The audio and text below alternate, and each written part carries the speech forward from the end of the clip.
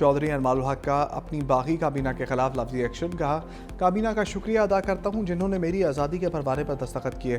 कहा कि आपको बख्तरबंद गाड़ी पर ले जाते हैं। मैंने कहा कि सियासी कारकुन हूं, आज यहां से सुरखरू होकर जा रहा हूं। मैंने बारहा कहा कि मेरी मौजूदगी में तकसीम कश्मीर का कोई फार्मूला नहीं हो सकता।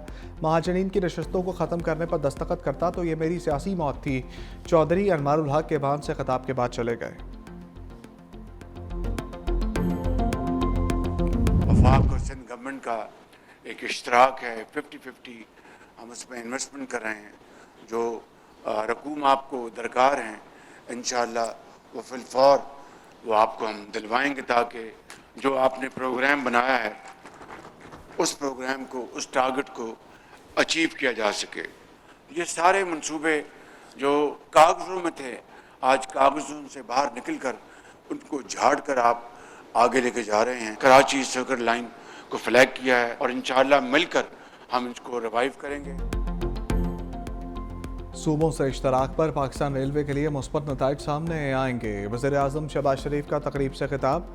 कहा, पार्टनरशिप का दायरा-ए-कार बलूचिस्तान खैबर पख्तूनख्वा हुकूमतों के साथ भी बढ़ाया जाए। उम्मीद है पाकिस्तान रेलवे को चंद वर्षों में खित्ते का शानदार ट्रांसपोर्ट सिस्टम बनाया जाएगा।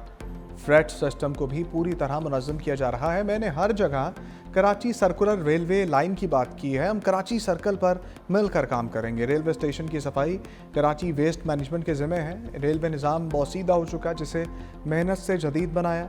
वज़ीर आला सिंध ने कहा, उम्मीद है वफाक सखर हैदराबाद मोटरवे जल्द बनाएगा। कराची को सर्कुलर रेलवे की सख्त ज़रूरत है।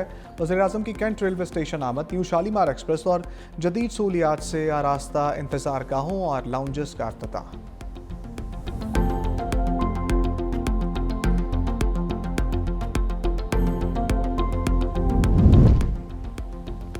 वज़ीर-ए-आज़म शहबाज शरीफ की दौरा कराची में अहम मुलाकातें। साबिक़ वफाकी वज़ीर अब्दुल कादिर पटेल की रिहाइश का पहुँचे। बेटे अब्बास पटेल की शादी पर मुबारकबाद दी। काबीना अरकान के हमरा। पीपल्स पार्टी रहनुमा आफ्ताब शाबान मेरानी के इंतकाल पर अहल खाना से ताज़ियत। वज़ीर-ए-आज़म की लीगी रहनुमा जाम करम अली से मुलाकात। कराची की सियासी सूरत हाल पर तबादला किया।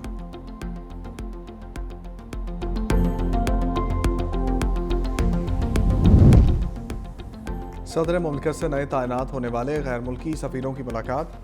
4 ममालिक के सफ़ीरों ने अपनी असनाद सफारिश खाने को पेश की।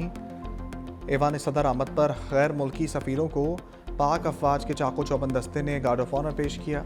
सदर आसिफ अली जरदारी से ऑस्ट्रेलिया के हाई कमिश्नर टिम केन, मॉरिशस के हाई कमिश्नर मंसूर करीम बख्श ने भी मुलाकात की। डेनमार्क के सफ़ीर माया मॉर्टेनस और UAE के सफ़ीर सालिम मोहम्मद सालिम ने मुलाकात की।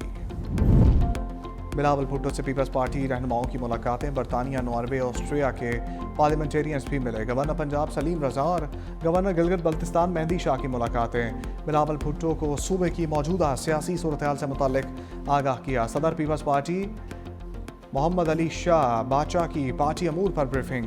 रुकने कौमी असम्बली खालिद अहमद खान की खोजकी में अवामी मसाइल के हल से मुताल्लिक बातचीत।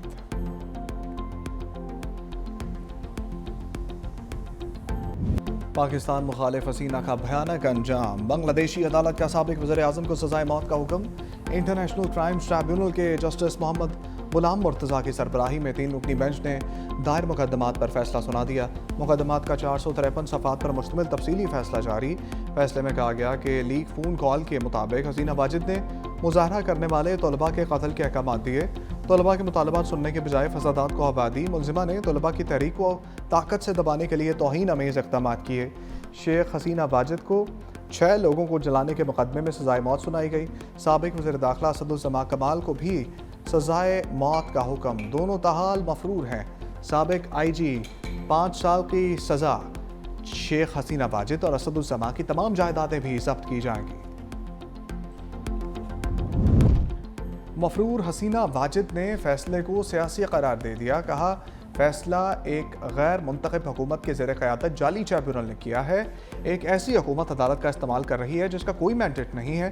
कारकुन मुतमईन रहें, सबका हिसाब लिया जाएगा। बेटे सजीब वाजिद ने कहा, वालिदा भारत में महफूज हैं, अदालत कुछ नहीं बिगाड़ सकती। फैसला सियासी और पहले से तयशुदा है। मौत की सज़ा से कोई फ़र्क नहीं पड़ेगा। बांग्लादेश की अबूरी हुकूमत ने फैसले के सियासी होने के इल्ज़ामात मुस्तरद कर दिए। हसीना वाजिद हवाले करो, बांग्लादेश का भारत से मुतालबा। वजारत खारजा ने कहा, मौजूदा माहदे के तहत भारत पर हवालगी की जिम्मेदारी आयद होती है। किसी भी मुल्क की तरफ से मुजरिमों को पनाह देना दोस्ताना फेल नहीं है। शेख हसीना और असदुज़्ज़मान खान को हवाले करना होगा। भारतीय वजारत खारजा का हवालगी से मुताल्लिक बयान देने से गुरेज। कहा, हसीना माजिद के खिलाफ अदालती फैसले को नोट कर लिया। एक हमसाये के तौर पर बांग्लादेशी अवाम के बेहतरीन मफादात के लिए इक़दामात करने के लिए पुरअज़्म है।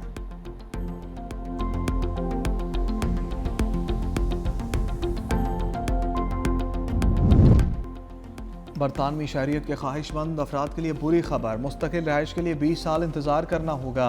बरतानवी वज़ीर दाखिला शबाना महमूद ने पार्लियामेंट में इस्लाहाती मनसूबा पेश कर दिया। कहा, सियासी पनाह का मौजूदा निज़ाम बेकाबू और गैर मुनसिफाना है। नए कानून के तहत सियासी पनाह का दौरानिया 5 के बजाय 2.5 साल होगा। नए कवानीन से पहले से मौजूद सियासी पनाहगुज़ीन मुतासर नहीं होंगे। काम करने के काबिल अफराद माली मदद से महरूम रहेंगे।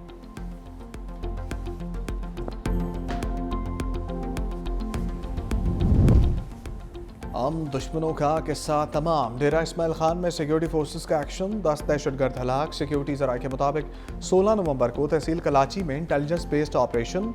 हलाक होने वाले दहशतगर्दों में फितनाल खवारिज का हम सरगना और अफगान खवारिज शामिल है। अहम कार्रवाई में 4 दहशतगर्द जख्मी भी हुए। खारजियों में अबू जकवान का साबिक नायब खारजी आलिम महसूद, खारजी सिरी वल्द गुल नमाज, खारजी साजिद वल्द मजीद, खारजी तारिक वल्द हकीम शामिल। 4 खारजियों का ताल्लुक अफगानिस्तान से है। खवारजी आलिम महसूद 2008 में नवाजकोट पोस्ट पर हमला, 2010 में बनू जेल पर हमला और 2014 में आर्मी पोस्ट पर हमले का मास्टरमाइंड। खारजी दहशतगर्द के फितनाल खवारिज के हवाले से होशरुबान कशफात। एहसानुल्लाह महसूद ने कहा, कमांडर बदरी, कमांडर मुश्ताक, कमांडर गरनेज और कमांडर इस्लामुद्दीन के लिए 3 साल तक सहूलतकारी करता रहा। यह मजहब के नाम पर नौजवानों को बरगला कर पाक फौज के खिलाफ जहन साजी करते हैं। हमने बख्तरबंद गाड़ी और तनूर में पुलिस स्टेशन पर हमला किया समेत मुख्तलिफ कार्रवाइयाँ भी की। हम इन दहशतगर्द खवारिज की वजह से तबाह बर्बाद हो गए।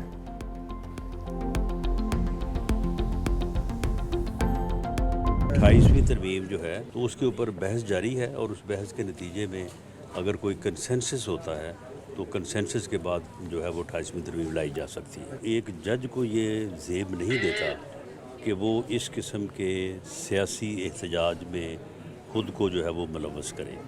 तो जिन लोगों ने इस्तीफ़े दिए हैं उनके भी जो है वो ज़ाती और सियासी मकासद थे। 28वीं तरमीम जल्द आई जाएगी, वो भी मंजूर हो जाएगी। मुशीर वज़ीर-ए-आज़म राना सनाउल्लाह कहते हैं कि एक जज को ज़ेब नहीं देता वो ख़ुद को सियासी एहतजाज में मुलव्वस करे। जिन लोगों ने इस्तीफ़े दिए हैं वो उनके ज़ाती मकासद हैं।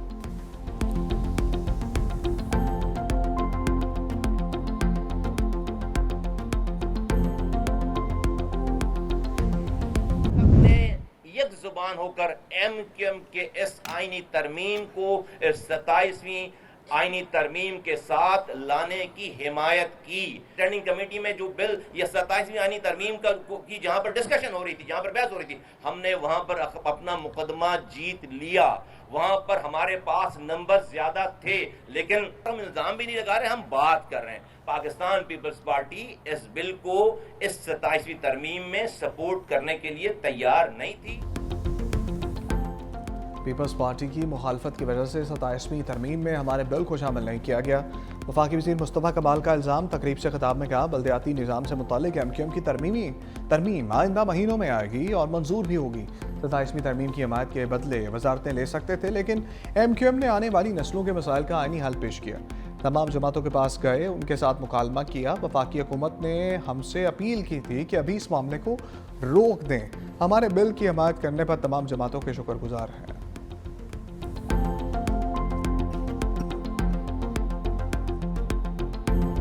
शर्जील इनाम मेमन का मुस्तफ़ा कमाल को करारा जवाब। प्रेस कॉन्फ्रेंस में कहा, मुत्तहिदा ने हमेशा बेबुनियाद इल्ज़ामात और झूठ की सियासत की है। 27वीं आईनी तरमीम का आगाज़ बिलावल भुट्टो की ट्वीट से हुआ। एमक्यूएम का इससे कोई ताल्लुक नहीं। बल्दियाती इंतखाबात में भी एमक्यूएम राह फरार इख्तियार करती रही। अब नए सूबों का नारा मुर्दा सियासत को जिंदा करने की कोशिश है। वज़ीर बल्दियात नासिर हुसैन शाह बोले, कराची का इंफ्रास्ट्रक्चर बतदरीज बेहतर हो रहा है। गली मोहल्लों की बेहतरी के लिए भी इक़दाम जारी है।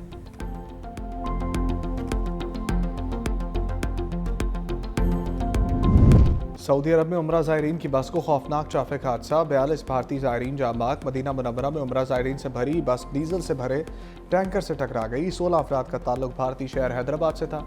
एक शख्स मुआवजाना तौर पर बच गया।